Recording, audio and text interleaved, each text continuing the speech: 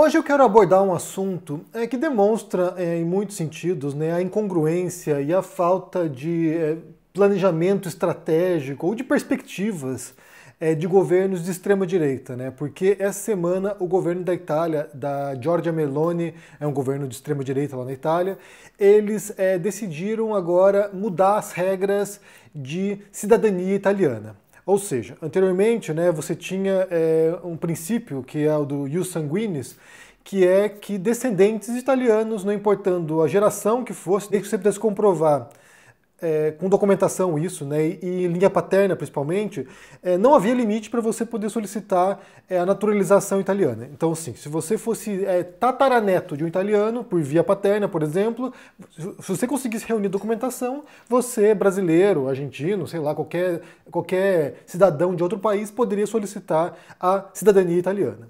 Agora eles vão mudar as coisas, agora eles vão tentar controlar essa farra, entre aspas aqui, a farra do passaporte italiano, e eles vão mudar as regras agora para que apenas até neto de italiano tenha direito de ser cidadão italiano. Ou seja, isso vai reduzir enormemente o potencial de muitas pessoas, talvez você que esteja assistindo aqui, de poder solicitar o passaporte italiano. E isso abriria as portas para morar em outros países, né? Morar em países da União Europeia, por exemplo, ou mesmo facilitar viagens, né? Sem necessidade de visto para os Estados Unidos, por exemplo. Então, isso aqui é um ato, né, do governo italiano, que agora possivelmente vai virar também lei, porque agora foi uma ordem executiva, né, do governo da Meloni, vai virar lei, e isso vai eliminar essa possibilidade para muita gente.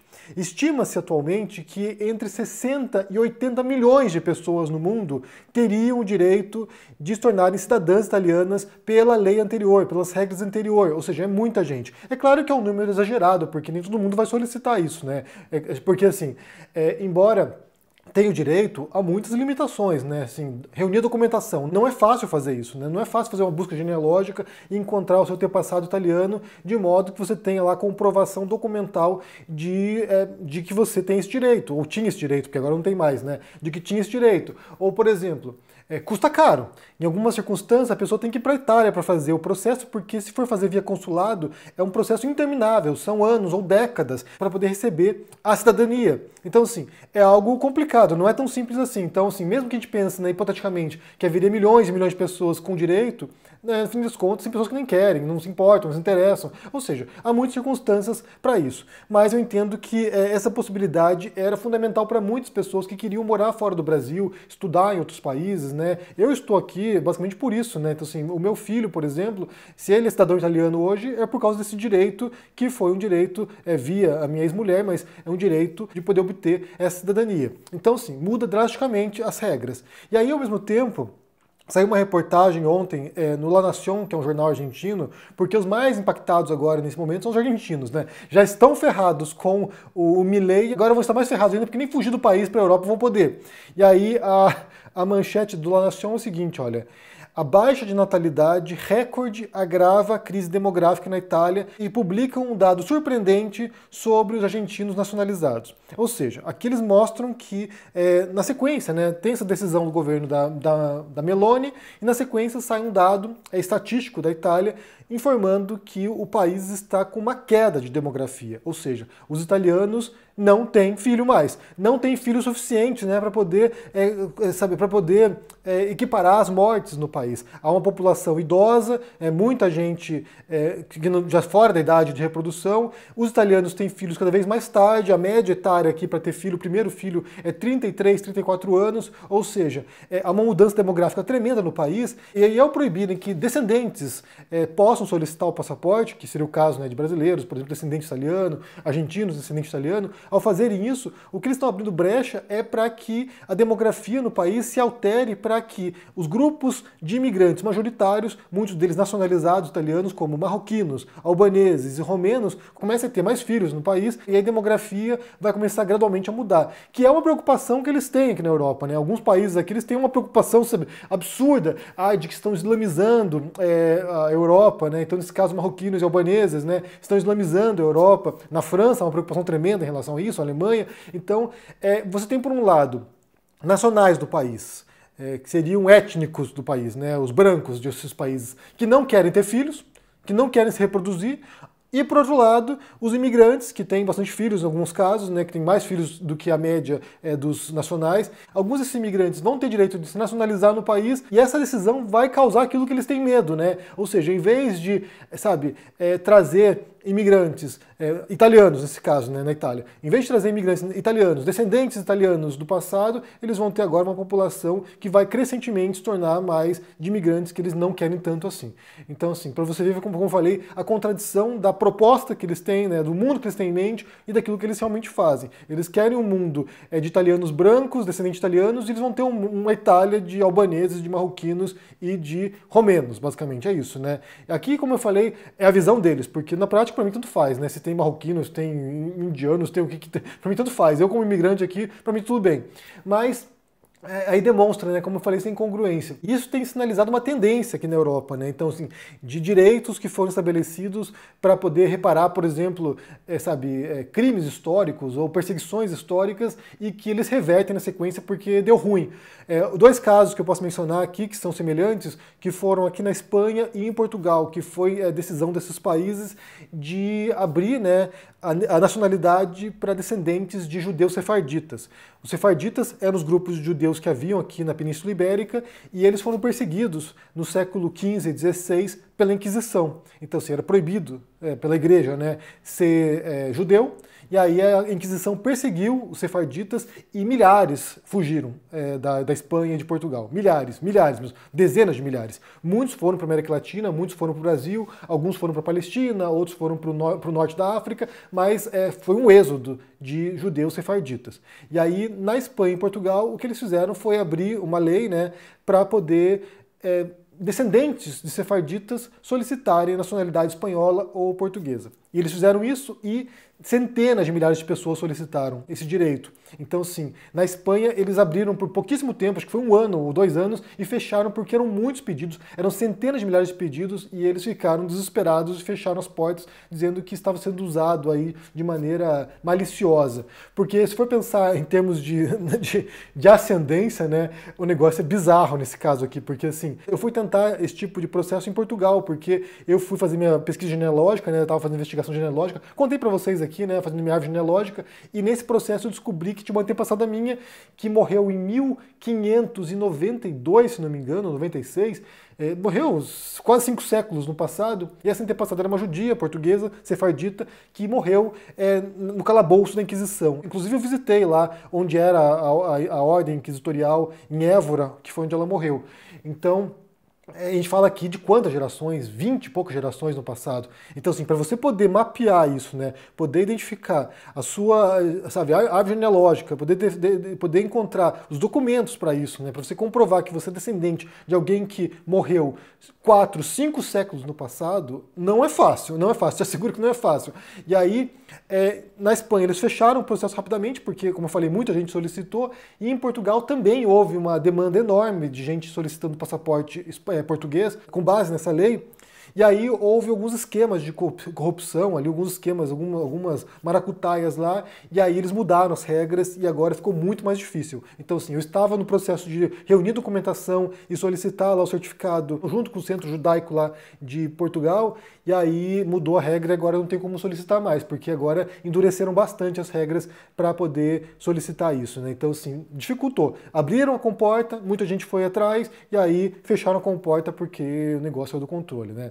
Então, sim, no caso da Itália, se for pensar historicamente, né, você tem um país que mandou, né, sangrou seus imigrantes para o mundo inteiro, né, mandou milhões de italianos abandonar o país no século XIX por causa da pobreza, século XIX e XX, né, por causa da pobreza, por causa da fome, por causa de guerras, e aí milhões foram para o Brasil, e agora, esses países, né, Estados Unidos, Argentina, Brasil, receberam esses, imigrantes desesperados, e agora eles não vão reconhecer mais esses descendentes, né? Então, assim, é uma coisa, como eu falei, que eu entendo que é uma coisa chata pra caramba pra quem tinha essa expectativa, né? Pra quem desejava morar fora, estudar fora, ou seja, dificulta bastante a vida das pessoas. E aí, é isso, né? A incongruência da extrema-direita. Eu quero aproveitar esse vídeo aqui para falar mais um tópico, que foi uma pergunta que me fizeram aqui no canal dias atrás, ontem, acho que foi ontem que fizeram essa pergunta, e aí eu quero responder, porque vai ser bem rapidinho para responder isso aqui, que foi uma pergunta feita pelo Azu Brasil. E ele diz o seguinte aqui: acho fascinante que existem pessoas como o Henry que conseguem trabalhar dessa forma, que eu falei aqui sobre projetos, né? Que eu pretendia começar uma nova fase da minha carreira agora, então assim, estava nessa fase de transição agora, daí ele prossegue aqui. Com projetos o tempo todo, basicamente, ao contrário de empregos fixos, como a maioria de nós. Pois a maioria de nós consegue fazer um planejamento das contas porque o salário, bom ou ruim, vai cair todo mês nos dias esperados. Gostaria que você falasse um pouco mais sobre essa experiência, principalmente quando você vai ficando mais velho. Tenho quase 50 anos e os desafios do mercado de trabalho convencional são grandes chegando nessa idade, pois normalmente você tem uma senioridade maior, porém custa mais para a empresa.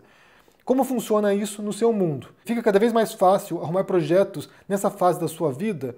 Você se aposenta com 65 anos? A vida está mais fácil nessa sua idade? Abraços. É o André o nome dele, né? O André. Então, André, obrigado pela pergunta. E aí é bem interessante você perguntar isso, porque a primeira coisa é que é muito exaustivo, isso é cansativo pra caramba, né? Eu sou autônomo desde sempre, então assim, tive emprego formal, sei lá, 6 meses na minha vida no Brasil, numa livraria. Foi isso que eu trabalhei formalmente com carteira assinada. O resto foi tudo como autônomo. Então é cansativo pra caramba, porque você está sempre se reinventando, né? Você faz um trabalho, de repente aquele segmento fica inchado, muita gente entrando ali, já não faz mais sentido, já não ganha tanto quanto ganhava anteriormente. Por exemplo, teve uma época que eu trabalhei como tradutor. Trabalhei para algumas empresas grandes, algumas das maiores empresas do mundo de tradução, e eu acho que e fiquei lá 6 anos, se não me engano, 6 anos, 5 anos trabalhando nessas empresas. E aí, depois de um tempo parou de fazer sentido, comecei a ganhar dinheiro com o YouTube, então eu fiz a transição para o YouTube, né? Mas hoje em dia eu não consigo imaginar como alguém trabalha com tradução, porque o mundo mudou drasticamente nesses últimos anos. Como é que agora com IA, sabe, com recursos inimagináveis para você traduzir o seu texto por conta própria, como funciona essa dinâmica, né, de tradução? Claro que você tem que ter alguém experiente para poder olhar a sua tradução e ver se está tudo bem. Mas mesmo assim, os recursos tecnológicos são muito distintos de como eram, sei lá, 10 anos atrás, quando eu fazia isso, 10 anos ou um pouquinho mais. Então, assim, às vezes por mudanças do mundo, né? Mudanças da tecnologia, mudanças contextuais, você é obrigado a mudar de carreira, em termos de autônomo, né? Quando você fala de autônomo. Então, assim, eu estou no YouTube tem um bom tempo já, estou 10 anos no YouTube. Trabalhando com o YouTube, ganhando dinheiro com o YouTube, são, que lá, 5 anos, talvez um pouquinho mais. 6 anos ganhando dinheiro com o YouTube. Mas o negócio não está legal. Então, assim, agora, nesse momento, está em queda livre a minha renda aqui no YouTube e eu não consigo imaginar como é que vai ser daqui 6 meses, por exemplo. Então, para mim é importante fazer essa transição, que já estou planejando ter um bom tempo, para que eu possa continuar pagando minhas contas. Mas não é fácil, é cansativo pra caramba. Então, assim, é algo que, sabe, demanda uma energia tremenda de planejamento, de pensar, sabe, de poupar um pouquinho para você ter um colchãozinho ali caso tenha uma emergência, né? Esse colchãozinho sempre desaparece, porque você guarda lá uma grana, tem alguma emergência, quebra o carro, tem algum, sei lá, uma mudança na sua vida importante, daí você tem que torrar esse dinheiro. Então, assim, não é fácil. A minha meta era me aposentar antes dos 60, mas eu não sei se vai acontecer isso. Então, assim, eu adoraria poder não ter que trabalhar na minha velhice, mas eu acho que o negócio vai para sempre aqui. Então, é isso. Até porque quando você é escritor, né, você é, sei lá, um artista, algum produtor cultural, você nunca para de trabalhar, no fim das contas, né? Porque sempre tem alguma ideia nova, sempre tem alguma coisa que você quer contar, alguma coisa que você precisa fazer para mostrar para o mundo, né? Mas é bem complicado. Eu acho que outros autônomos vão poder te dar uma perspectiva melhor aí também sobre outros campos, mais no campo da criação de conteúdo, trabalhar com internet. Você sempre está correndo atrás do prejuízo, porque é sempre alguma coisa nova que vem e que vai, sabe, impactar enormemente na sua renda, no seu faturamento, sabe, naquilo que você faz. Eu já trabalhei com blogs, por exemplo, eu tinha um blog de sucesso, que ganhava bem com esse blog, e aí houve uma mudança, entrou o YouTube, acabou com o blog, sabe? Foi uma questão, assim, de 3 meses. Chegou o YouTube, bombou o YouTube, os blogs, os anunciantes dos blogs migraram todos para o vídeo e aí a renda caiu, assim, sei lá, em 3 meses foi de 10 a 0, sabe? Então, assim, é uma coisa inacreditável, assim. Eu acho que os blogs conseguiram recuperar um pouco a audiência nos últimos tempos, parece que eu li alguma coisa sobre isso, mas é muito rápido tudo na era digital, é muito rápido tudo nesse universo.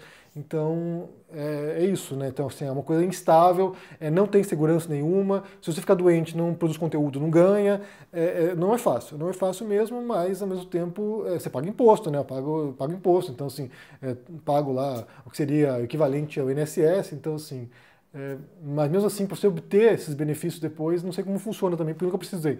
Mas não é fácil, realmente não é fácil, então que fiquem advertidos aí, não é simples. de alguma maneira, é o que eu curto fazer. Então, assim, eu tinha a opção de ter uma carreira, sabe, estável, ser professor em escola pública no Brasil, eu fui concursado, né, passei no concurso no Brasil, tinha essa opção e, no fim das contas, eu fiz a escolha de estar nesse mundo aqui fazendo o que eu gosto, né, escrevendo, fazendo conteúdo. Não sou um grande fã de estar na frente da câmera, não é algo que me dá prazer, assim, no sentido, que sonho estar aqui, não é isso, para mim é difícil estar aqui, para mim é um desafio constante vir falar com vocês, eu prefiro muito mais escrever, para mim é sentar e produzir texto, né? Estar aqui falando para mim é um esforço. Não posso mentir, não. Eu saio da minha zona de conforto para estar aqui. Mas é isso, é bem instável. É instável, mas, como eu falei, é aquilo que eu curto fazer. Me dá prazer, é um desafio, é sempre uma coisa nova, não é uma coisa repetitiva, que você vai ficar a vida inteira fazendo a mesma coisa, sempre tem um desafio tremendo, sabe, pro futuro. E agora eu estou de volta na academia, então, assim, estou fazendo mestrado, possivelmente vou fazer o doutorado, então, quem sabe isso abra outras portas mais adiante. Não pretendo atuar na academia, não tenho vontade de ser professor universitário, não tenho vontade, mas talvez que isso possa servir de uma chancela para outros projetos que reconheçam o valor, sabe, da formação acadêmica. Então, não sei, aí realmente eu não sei. Mas obrigado pela pergunta, André. Assim, como eu falei, outros autônomos podem dividir com você uma experiência diferente aqui no comentário. Acho que quem for autônomo e quiser dividir aqui embaixo pode fazer e contar um pouquinho para o André como é a experiência de estar nesse mundão solto aí. Solto. Bem, quero ouvir de vocês, primeiro, sobre o caso da Itália agora, que está mudando as regras para a cidadania italiana, e isso vai afetar milhões de pessoas, incluindo muitos brasileiros, né, descendentes italianos, que tinham direito, que não vão ter mais, e isso vai fechar as portas para muitas pessoas. E também, se você for um autônomo, conte aqui embaixo como é a sua experiência aí, quais são os desafios e aquilo que você acha que é bom de estar nesse modelo de trabalho, né? Um forte abraço para vocês, deixe aqui embaixo seu comentário, deixe o joinha, se inscreva no canal aqui ativando o sininho, isso é muito importante para ajudar aqui no engajamento. Se torne um membro ou um apoiador. A meta para esse ano é para os documentários aqui, é essa transição aqui na minha carreira, né? Então quem quiser fazer parte desse projeto aqui, se tornar um apoiador do canal, vai ser bem importante para esse momento na minha vida. Link na descrição, se cuide e até mais. Tchau!